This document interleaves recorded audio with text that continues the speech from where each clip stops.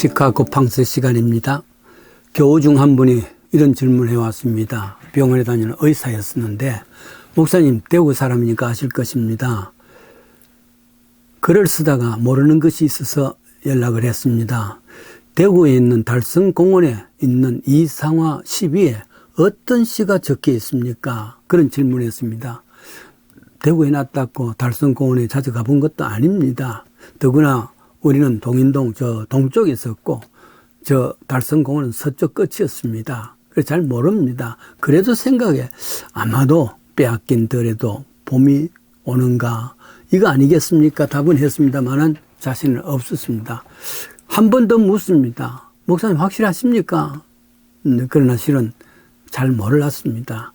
나중에 알고 보니까 빼앗긴 덜이 아니고 나의 침실로 마돈나 하는 그 내용입니다. 한참 부끄러웠습니다. 마돈나 지금은 밤 못 끄지도 그지에 아니라 피곤하여 돌아가련다. 몇 년 전에 한국을 방문했을 때 계산동 성당 옆에 있는 이상화의 고택을 찾아보고 이곳이 또 마지막 그가 위암투병으로 숨졌던 곳을 알았습니다. 마당에 조그마한 시비가 있는데 거기는 확실히 빼앗긴 덜에도 봄이 있는가가 적혀 있었습니다. 지금은 저 대구 수성못 언덕에 큼직하게 비석이 서 있는데 빼앗긴 덜에도 봄이 오는가 그 있답니다. 일제시대 때 빼앗긴 나라에 대한 간절한 마음이었지요. 지금은 1년 넘게 빼앗긴 코로나로 빼앗긴 일상을 올 것인가 대입해 보면서 반드시 올 것이다. 이런 마음을 갖고 있습니다. 그렇습니다. 아무리 혹등한 겨울이라 하더라도 봄은 오기 마련입니다. 새들이 노래하는 봄은 올 겁니다. 노멀 라이프 반드시 올 것입니다. 구약 성경에 가령 한 장으로 끝나는 오바댜라는 성경이 있습니다. 그 한 장으로 끝나는 오바댜에 8번이나 하나님, 여호와 이런 말들이 나옵니다. 신약 성경에는 요한 3서도 한 장밖에 없습니다. 그러나 이 속에도 3번에 걸쳐서 하나님이라는 이름이 나옵니다. 그런데 구약 성경 아가서라는 성경은 8장으로 된 것인데 그 속에 하나님, 주님, 또 여호와 이런 단어가 하나도 없습니다. 대신에 너의 뺨은 향기로운 꽃밭 같고 사랑은 죽음보다 강하며 그리고 어떤 것도 깨지를 못한다. 그대 사랑 아름다워라. 그대 사랑 포도원보다 달다. 우리의 정서로 쓴 낯간지러운 이런 온갖 사랑의 달행입니다. 어떻게 이런 책이 성경이 되었을까 생각합니다. 더구나 우리 사랑은 나보기가 역겨워 가실 때는 말없이 고이 보내드리이다. 음유와 그리고 절제된 말을 숨겨가면서 사랑을 표현합니다만 아가서는 너무 노골적으로 그리고 또 뿐만 아니라 아가서는 식물 이름이 21개가 나오고 동물 이름 15개가 나온답니다. 그런데도 하나님은 없습니다. 도대체 이런 책이 어떻게 성경인가를 묻습니다. 아마 그래도 여기 나오는 신랑은 솔로몬입니다. 솔로몬이 여인을 향한 간절한 마음이죠. 그렇습니다. 나오는 신부는 또한 신랑이 솔로몬이고 신부는 슬라미 여인이라면은 이 둘의 사랑의 이야기는 예수님이 솔로몬이 대입되고 슬라미 여인은 우리 믿는 사람이 대입되었을 때 예수님의 사랑, 그 사랑에 대한 이야기일 겁니다. 그리고 이들은 끊임없이 봄을 기다리는 마음 같은 마음입니다. 2장 11절 나의 어여쁜 자야 일어나 함께 가자. 겨울도 지나고 비도 그쳤고 지면에는 꽃이 피고 새해 노래하는 날 소리 들려가면서 어여쁜 자야 자 일어나 함께 가자. 잠자는 데를 깨우고 지금까지 겨울 동안에 어려웠던 모든 삶에서부터 다시 봄이 되었으니까 일어나자. 그런 말입니다. 지난 3월 달에 코로나 바이러스로 교회 문을 닫았습니다.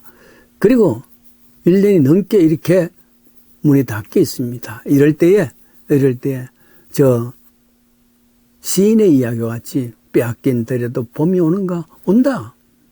뿐만 아니라 자 일어나 가자 하는 이 성경의 말씀이 우리에게 새로운 출발 도전을 주는 말씀이라 생각합니다. 어떤 상황 속에서도 다시 봄을 맞는 새 삶을 살아가는 그 이야기입니까? 가자. 우리가 함께 일어나 가자. 그 말에 성경 말씀 속에서 예수님께서 우리를 향하신 말씀이 아니겠습니까? 파산한 가정이 있었습니다. 많은 예술품들도 있었고 많은 참 가구들도 있었습니다. 이것을 경매로 넘깁니다. 이것저것 다 팔려나갔는데 끝에쯤 되었습니다. 거의 마지막쯤 별 볼 일 없는 바이올린 하나가 경매에 나왔습니다. 볼품 없는 악기입니다. 처음 50불에서 시작을 합니다. 그리고 60불, 70불 더 이상 나오지를 않습니다. 이럴 때에 잠깐 하고 나온 사람이 있습니다. 그리고는 바이올린을 들고는 몇 번 튜닝을 하더니만은 이제 연주를 합니다. 그게 얼마나 아름다운 음성이 나오는지, 아름다운 연주가 되는지 경매장이 아니라 연주장이 되었습니다. 연주를 끝나고 난 뒤에 모두가 감동이 되었습니다.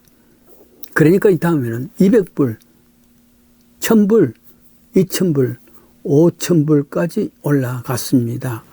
연주한 사람은 비록 파산됐지만은 이 집의 주인이었고 또 이 바이올린의 주인이었습니다. 보잘것없는 바이올린이지만 누가 연주를 했느냐에 따라서 전혀 달라질 수가 있습니다.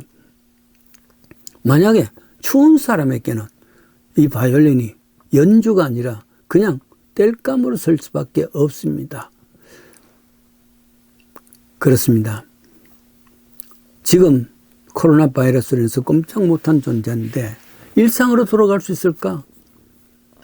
하나님께서 하시면은, 하나님께서 연주하시면 다시 겨울을 지나 봄이 된다는 말씀입니다.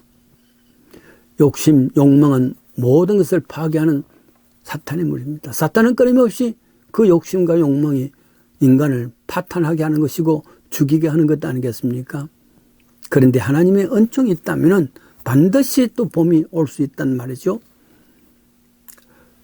가령 강의 물이 비 오는 대로 바로 가면은 조절 없이 그냥 가면은 큰 사태를 만납니다. 그게 홍수겠죠. 이런 것을 막기 위해서 댐을 만듭니다. 그래서 조금씩 문을 열고 물을 내다가 이런 조절을 하는 역할을 합니다. 사람에게는 원초적인 욕심이 있습니다. 욕망이 있단 말이죠. 탐욕이 있습니다. 인간이 가장 깊이 오염된 것이 이런 욕심, 탐욕 아니겠습니까? 이 탐욕도 스스로 조절을 할 수 있는 댐이 있어야 됩니다. 이것이 하나님의 은총입니다. 그 댐에서 조절할 수 있는 마음, 어떤 사람 조절을 못합니다. 그러나 조절할 수 있는 것, 이것이 교육이 될 수도 있고 윤리가 될 수도 있습니다만 믿음은 확실한 조절 장치, 곧 댐이 되는 겁니다. 인간의 욕심 마치 강물 같아서 조절을 못하면 나도 이웃도 상하게 되어 있습니다. 조절할 수 있는 댐이 있어야 되겠죠. 그렇습니다. 인간에게 가장 원초적인 욕심이, 그 원초적인 죄가 욕심 아니겠습니까? 보암직하고 바람직하고 먹음직하고 그랬습니다. 그것이 원초적인 욕심이 되었습니다. 제가 군에 다닐 때는 그리고 괜찮은 그 위치에서 처음에 그렇게 했습니다. 그 뭐냐 하면은 우리 대대에서 많은 쌀, 부식 이런 것이 들어옵니다. 가령 100가마의 쌀이 들어왔다면은, 쌀가마니가 들어왔다면은 이튿날 되면은 200가마가 되는 겁니다. 참 이상한 일이 아니겠습니까? 그래서 어떻게 이렇게 된 것인가 했더니만은 높은 사람들이 이야기합니다. 자식 알아서 뭘 하려고, 그리고는 그냥 지나갑니다. 그런데 200가마가 된 것은 밤새도록 대롱을 통해서 이 백가마를 만든 겁니다. 그리고는 백가마는 높은 사람들의 집차에 실려서 사라지고 남은 백가마 가지고 먹어야 됩니다. 그러니까 쫄병들은 항상 배가 고프지요. 그게 다 욕심 아니겠습니까? 그런 욕심들이 없었다면은 배고픔도 면할 수 있으리라 봅니다. 제가 하는 사단에서의 업무 보고는 일보 매일매일 얼마만큼 사단의 멤버가 있는가, 그리고 얼마만큼 나갔는가, 이게 비교를 해서 좀 보고를 해줘야 됩니다. 그러기 위해서 하는 것은 보통 보면은 주말 되면은 사단이 한 10,000명 넘는데 반 이상이 이리저리로 휴가를 가고 외박을 가고 없습니다. 그러면은 반 정도 나갔으니까 5,000명의 부식과 쌀 이런 것을 이제 청구를 해야 되잖아요. 그러나 5,000명 다 보내놓고도 한 1,000명 정도 나갔다는 보고서를 만듭니다. 그러면 4,000명에 대한 부식과 쌀 이런 것은 계속해서 받는단 말이죠. 그렇게 해서 불리는 것을 보았습니다. 욕심들이죠. 그래요. 사람의 욕심은 남은 자들을 배고프게 하는 것입니다. 큰 강물은 가다가 굽이치면서 언덕이 있습니다. 만약에 강물이 직진을 하게 되면은 논밭을 완전히 망하게 하는 것이죠. 언덕이 있기 때문에 굽이칩니다. 한 번쯤 굽이치면서 좀 조용해 가고, 그리고 두 번쯤 또 다른 곳으로 굽이쳐 가고, 그 언덕이 사실은 직진하는 이 강물을 조절하는 겁니다. 인간에게도 이런 언덕이 있어야 되는 것이죠. 그게 교육이고, 그게 윤리고 또 믿음이라 그렇게 봅니다. 그런 믿음과 교육과 훈련을 통해서 내가 언덕을 만들고 나에게 직진으로 오는 물 욕심과 욕망과 그 모든 것이 한번 부딪혀서 다시 돌아가게 하는 것, 언덕 역할을 하는 것이죠. 직진을 막아내는 것 아니겠습니까? 그렇습니다. 야고보서 1장 15절입니다. 욕심이 잉태하여 죄를 낳고 죄가 장성하면은 사망을 낳는다. 그래요. 욕심이 사실은 죄가 낳는단 말이죠.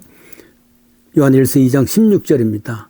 이는 세상에 있는 모든 것이 육신의 정욕과 안목의 정욕과 이성의 자랑이니 이는 다 아버지께로서 온 것이 아니라 사람들 세상으로부터 온 것이다. 그렇습니다.